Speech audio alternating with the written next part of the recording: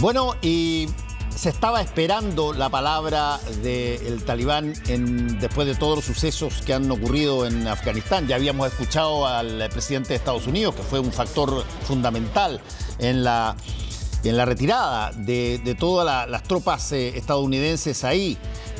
Habíamos escuchado la opinión a través de distintos despachos de personas que se sentían atemorizados. Veíamos las imágenes de gente arrancando, yéndose a los aeropuertos, pero faltaba que hablara básicamente el eje del nuevo gobierno, que son los talibanes. Y Raúl Sor, hoy día comentamos esta primera, llamémosla, conferencia de prensa del talibán desde que conquistaron el gobierno.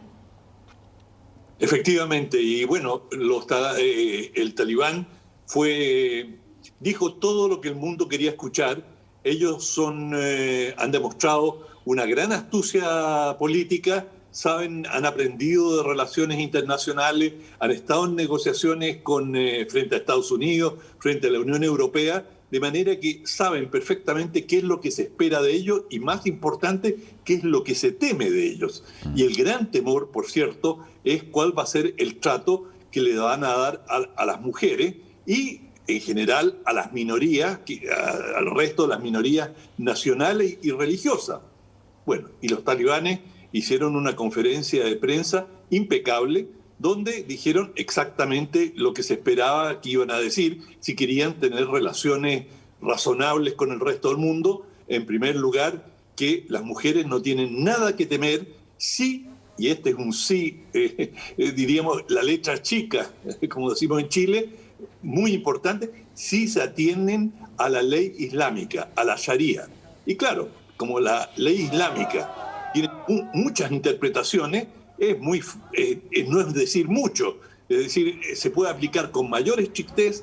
Por ejemplo, las mujeres van a tener que usar todas burka, es decir, estar completamente veladas y solamente con un pequeño orificio en el capuchón para poder mirar hacia el exterior, o va a bastar con un paño, cubrir su cabeza y sus hombros. Por lo tanto, todo esto queda sujeto a interpretación, y muchas veces la interpretación proviene de los mulá, es decir, de los sacerdotes, que en muchos casos tienen posiciones muy extremas. Y lo mismo ocurre con las minorías. Los talibanes son sunitas. Bueno, pero en Afganistán hay también chiitas y otras corrientes del Islam, y otros que directamente no son islamistas. Y por lo tanto, ¿qué va a pasar con ellos? Que en general han sido considerados como ajenos, si no enemigos del Islam, como herejes. ¿Qué actitud van a tener? Frente a esto, dijeron generalidades que de manera alguna despejan los temores. Las mujeres que estaban manifestándose en pequeños grupos, mujeres muy valientes, uno debe decir, en Kabul, tienen una profunda desconfianza y señalan, muchas de ellas que fueron entrevistadas, que los talibanes siempre han prometido el liderazgo, que van a respetar a las mujeres, pero que en la práctica no lo han hecho.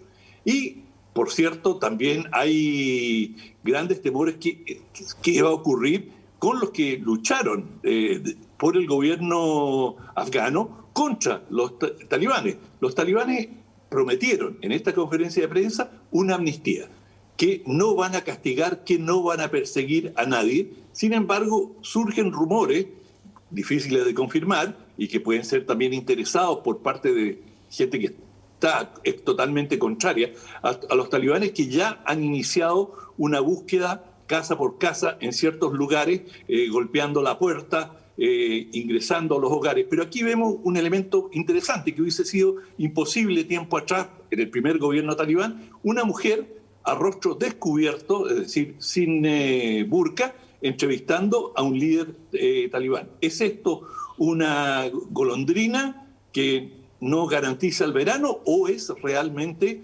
un cambio sustantivo de los talibanes? Eso habrá que verlo en la práctica. La conferencia de prensa, en todo caso, fue un primer buen paso que por lo menos es una expresión de las intenciones declaradas. ¿Cómo se va a llevar a la práctica? Es algo que hay que ver.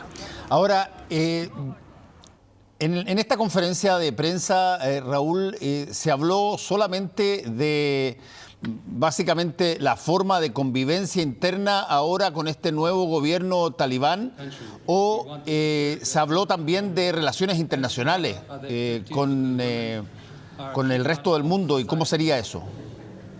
Claro, bueno, el otro tema muy importante que los talibanes tenían que aplacar era que el país no va a ser nunca más una base para organizaciones que practiquen actividades terroristas. Bueno, ese es el punto por lo que te preguntaba, porque así como hay una preocupación muy grande por la convivencia interna y particularmente por lo que le pueda pasar a las mujeres afganas, también hay una preocupación histórica muy fuerte sobre los talibanes en el primer gobierno, que se dijo eran una fuente de apoyo para una serie de movimientos terroristas.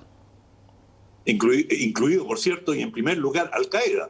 Incluido Al-Qaeda, por allí el atentado del 11 de septiembre del 2001 en las Torres Gemelas. Pero en esta conferencia de prensa señalaron sin ninguna ambigüedad que ningún país vecino, que ninguna embajada, que nadie debía temer que el país iba a ser utilizado como una base para organizaciones terroristas para llevar a cabo ataques desde allí. Esa es la garantía que ellos dieron verbal en la conferencia de prensa. Y desde el punto de vista de las relaciones internacionales, por cierto, es muy importante. Pero la onda expansiva de la llegada del gobierno talibán ya se está comenzando a sentir. Y, por ejemplo, China le está diciendo a Formosa: oiga, usted no se confíen de las garantías de Estados Unidos, que es Taipei. Si Taiwán cree que va a poder sobrevivir simplemente por una promesa de Estados Unidos, vean lo que pasó en Afganistán, vean con qué facilidad Estados Unidos se retira. Es decir, China está tratando de minar la imagen, la confiabilidad de Estados Unidos.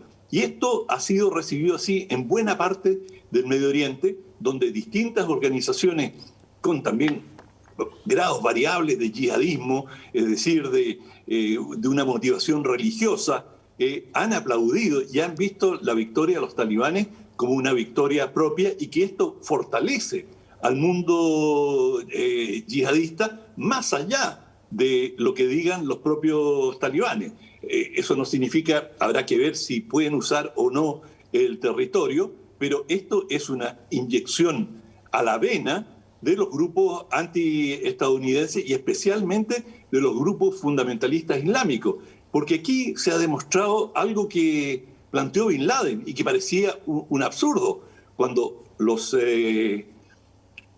mujahedín en aquel entonces, donde Bin Laden apoyaba activamente, derrotaron a la Unión Soviética. Bin Laden dijo: bueno, ahora le toca a la otra superpotencia, refiriéndose a Estados Unidos, y esto fue antes de los ataques. Bueno, no se dio como Bin Laden esperaba, pero es difícil imaginar que un grupo insurgente tan precario, con tan pocos recursos.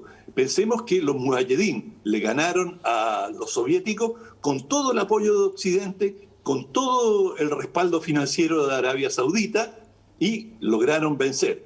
Si pensamos en Vietnam, bueno, Norvietnam y el Vietcong tuvieron el respaldo activo de China y de la Unión Soviética. Por lo tanto, tenían una retaguardia muy poderosa y un flujo de armas permanente. En el caso de los talibanes, eran migajas que le llegaron desde Pakistán, realmente muy poco. De manera que si Estados Unidos puede ser derrotado luego de 20 años por un grupo bastante sui generis, basta ver que no usan uniforme, pero cuando digo que no usan uniforme, es decir, no usan casco, los mecanismos de comunicación son absolutamente precarios, no tienen elementos logísticos, es decir, de entrada no tienen nada de aviación, nada. Es decir, no tienen ni un avioncito, una avioneta, nada.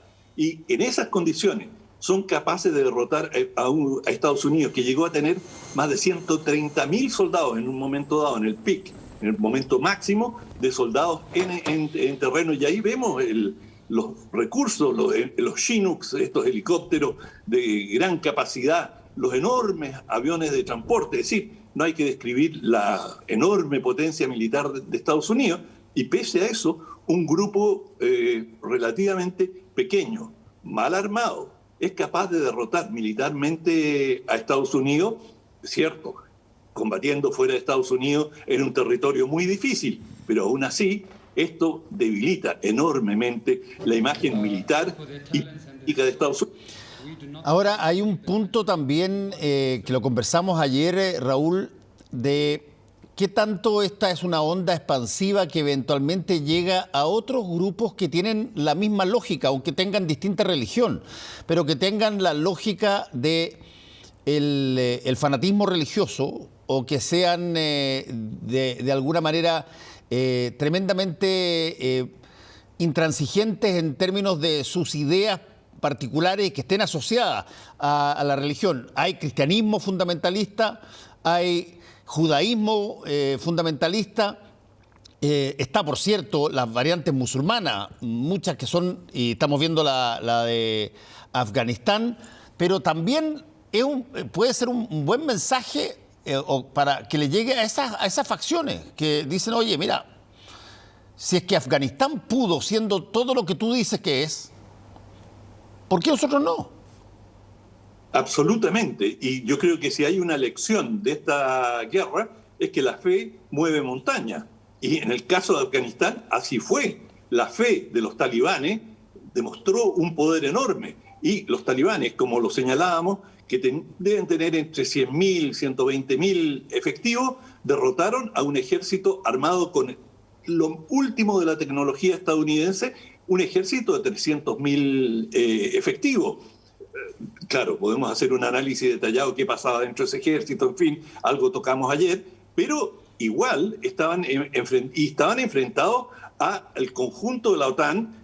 Por cierto, la mayoría de los países miembros de la OTAN ya habían retirado sus tropas, los británicos, los alemanes, pero en un momento dado estaban todos los ejércitos mejor equipados y mejor entrenados de Europa y Estados Unidos, y le traspasaron al ejército afgano todo su conocimiento y muchos recursos, y con todo eso fueron derrotados. De manera que esto abre un gran signo de interrogación, que si hay un grupo o hay una población que está absolutamente decidida a dejar su vida en la lucha, eventualmente pueden vencer. Es decir, esto va a entrar en los anales de la historia, y durante décadas se va a estudiar la campaña, qué ocurrió en Afganistán, por qué Estados Unidos fue derrotado, y derrotado además de manera tan visible, mucho más que los soviéticos, que también fueron derrotados, que sacaron más víctimas, más muertos, bastante más muertos los rusos que los estadounidenses, pero aún así los dos fueron derrotados, y que para un ejército insurgente decidido, si tiene las condiciones territoriales adecuadas y las condiciones políticas necesarias, francamente es muy difícil frenarlo. Sí.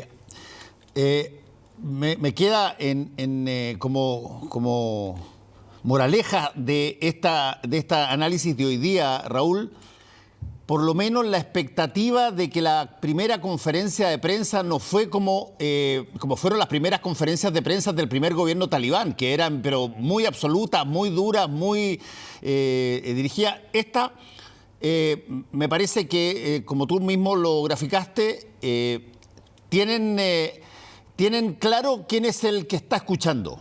Y por lo tanto, desde ese punto de vista, por lo menos es un aliciente inicial.